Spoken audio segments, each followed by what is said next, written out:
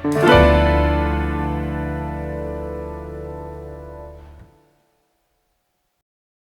everyone, it is Allison. You know me. I am here today at the Brick Room at Barrel and Vine, and we are with Tony Roby with HR Compliance Solutions, HR for HR. What is the significance of the brick wall in the Brick Room for you? Well, I love the vibe in this room, Allison. It just makes me feel comfortable and relaxed, and it's just off the wall, like totally, literally off the wall, which is where I like to take HR with my clients, off the wall. So I think of things like the Michael Jackson song, Off the Wall, living off the wall. So live your life off the wall. And that includes HR. You know, HR is very serious. Can be, yes. But it doesn't have to be scary. It doesn't have to be intimidating. And so when you're living that life off the wall HR mindset, then it just kind of helps take it there. You know what I mean? So who is HR? So HR is anyone that has employees that they're responsible for, even if it's just one. Okay. It is anyone that you as a business owner are leading, are setting up for success, that has to adhere to compliance. And that could mean, you know, state, legislator, county laws. Okay. So anything like that. So if you are in that category, then you're HR automatically. Wow. Yeah. A lot of folks don't see themselves as HR, especially when they're small business owners. Right. So they have a tendency to just go about the day-to-day of running their business with those HR components included in what they're doing, but they may not really have the time. They may not really have the interest in doing it, but it comes with the territory. And sometimes I don't think that they really realize that they're HR. So, like, you kind of have everyone's back then, technically. Exactly. That's a good way to look at it. So that you see how my back is up against the wall? Yeah. So I'd rather be that Okay. for HR. Okay. Yeah. I'd rather have my back up against the wall working for my clients. What inspired you to have this off the wall like theme? Well, before I started HR Compliance Solutions, I was in HR. So I was HR, hence my HR for HR. Okay. And I found it to be when you walk in the room that you could clear the room.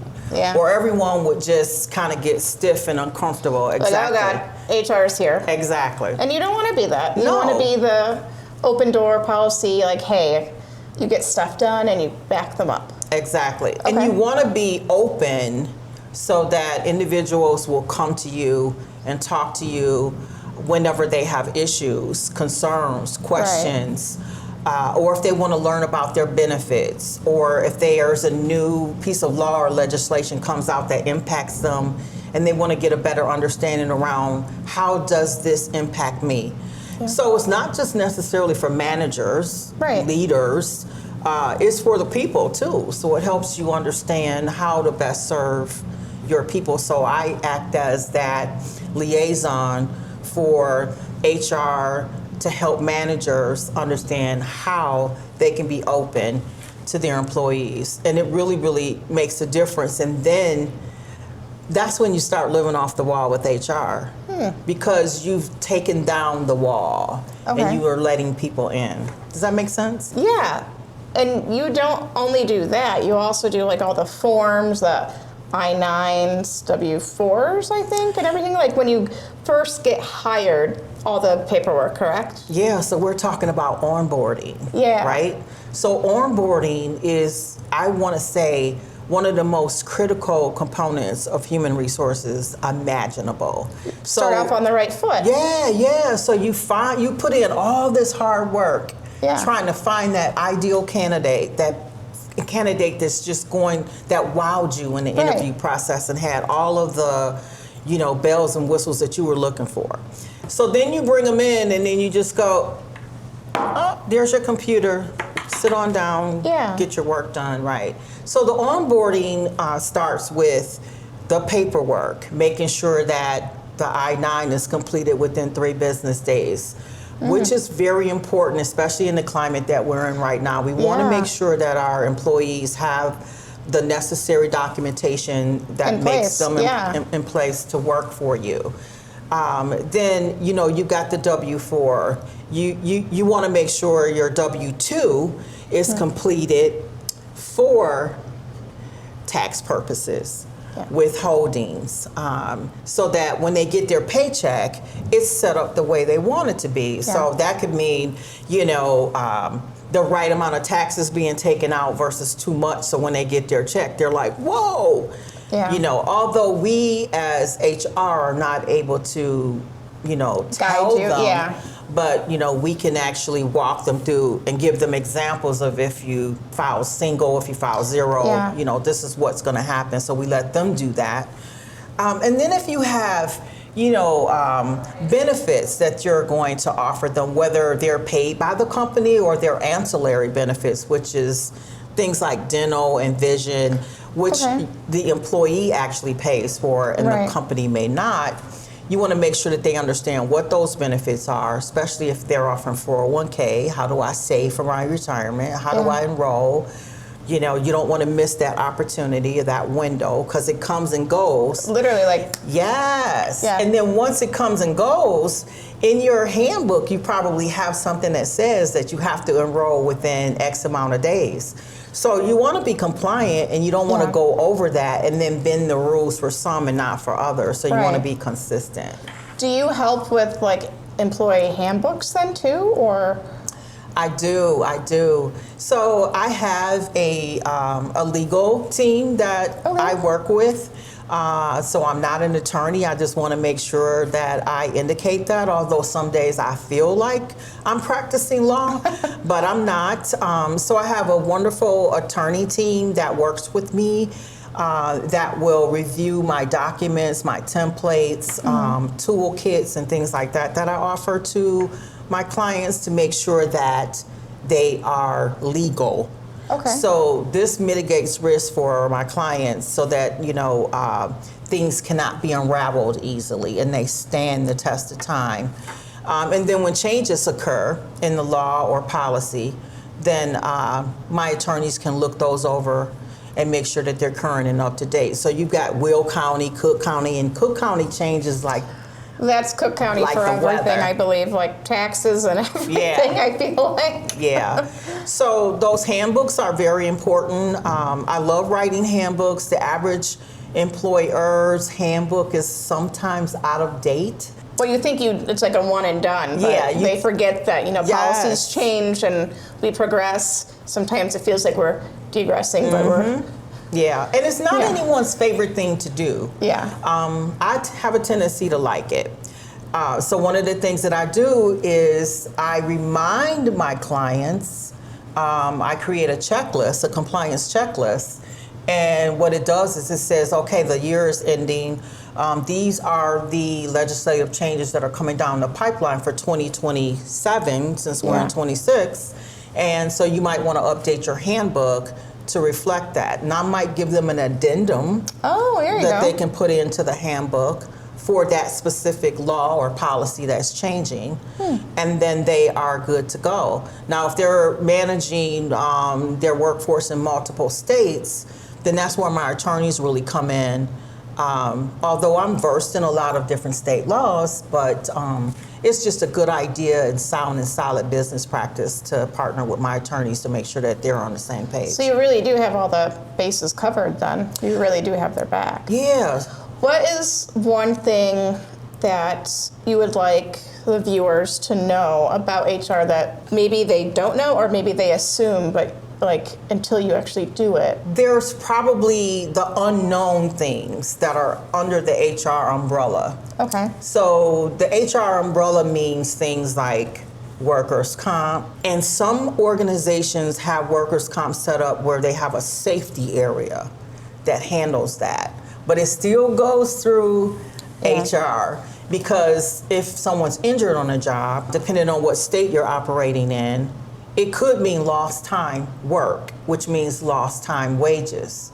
So Gotcha. you know when the waiting period is for the lost time wages to kick in, it could be 3 days, you might have to use vacation, things Okay. like that depending on where you are. So then there is unemployment. So in the state of Illinois, when an individual is terminated for cause or they voluntarily quit the organization, there's a document that needs to be sent to them to inform them about their rights and responsibilities under unemployment Gotcha. or employment securities, I think as we call it in Illinois. Okay. So, those are the things that are the silent pieces of HR That no one really that talks no one about. really Yeah. talks about, And then, there's FMLA, but if That's you're a whole nother beast. I know. Yeah. If you're a smaller organization under 50 employees, then you're pretty much, okay with the fact that you don't have to adhere to FMLA. But then there's that empathy side, Yeah. that I help employers bring out, where I understand that, we don't offer paid time off or we don't have to comply with, FMLA. Yeah. But what I want to do is I want to make sure that we have a clear, solid policy on attendance. If there's an emergency situation or bereavement pay or something Yeah. like that, that I want to share with you, because you know what that does, Allison? It means that you're making your organization more attractive Yeah. to a new hire looking for work, and also it helps you with your retention. So it makes your employees want to stay, because although you don't have to do this, Yeah. you're doing it anyway. It's a benefit. Right, right. Because you would want someone to do that for your wife, your son, your Yeah. daughter, or whoever family member might be working for an employer that just says, well, I don't have to offer you this or that because, this is where I stand in the workforce. Yeah. And it helps with retention, I'm sure, too. Yeah. Are you looking for small businesses, medium, or do you do all? I don't think that there's a perfect client that I can describe. Okay. I don't like to, box my clients in, because I've worked for small businesses before where there were 2 employees, 3. I've worked for medium-sized organizations where there's been 300 to 500. I've Wow. worked for employers that are considered large corporations where they're global, and there's been 10 to 50,000 employees in every state and continent that you can possibly think of.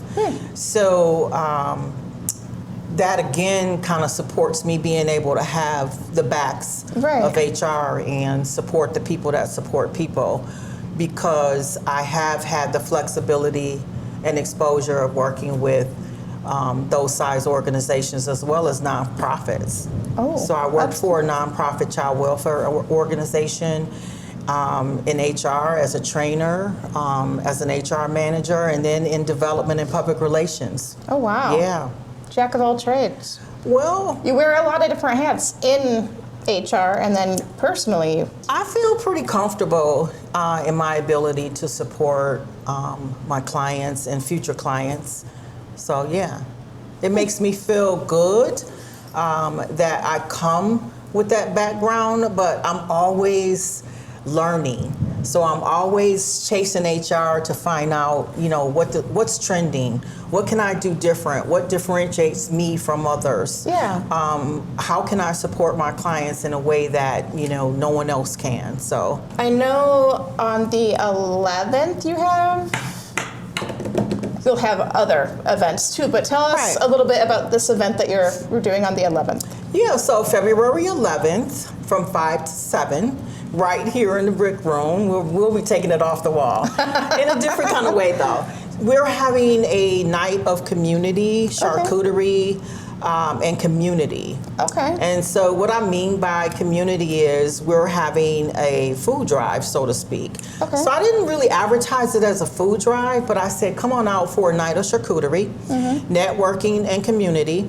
And, your admission Yeah. is a non-perishable food item, and then a drink coupon for a cocktail. Ooh. I had so much fun creating the names of the cocktails that are Oh, you got your own? community related. Girl. Yeah. So And a twist. yeah, another reason why I like working with Barrel and Vine is that they're so flexible, and they were like, no problem. You know, so I created the names and everything for these drinks to community basically inspired me. Okay. And so I also, everyone that RSVP'd, I kind of told them, bring your business cards, bring your flyers, bring your events, so that we can network and share. So it's not just about me. Yeah. It's about, networking and most importantly about community. So, Awesome. yeah. So, if someone viewing this wants to get a hold of you, how do they reach out? Yeah, so they can reach me at HR Compliance Solutions, HR4, the number 4, HR at gmail.com. Okay. And once at my site, there is a form that you can fill out, and you can send me an email and just kind of type in there what kind of services you're looking for. And if you just want to have a consultation, like you and I are sitting down and having a nice off-the-wall conversation, we can chat about what's going on in your organization that's What's keeping you up at going night. on? That too. Sorry, I had to make her laugh at one time. I love that song. It's timeless. Right? Yeah. It's off the wall. Yeah, it is. Do you have social media? Did you say that? Yeah, I'm on Instagram at HR Compliance Solutions. Okay.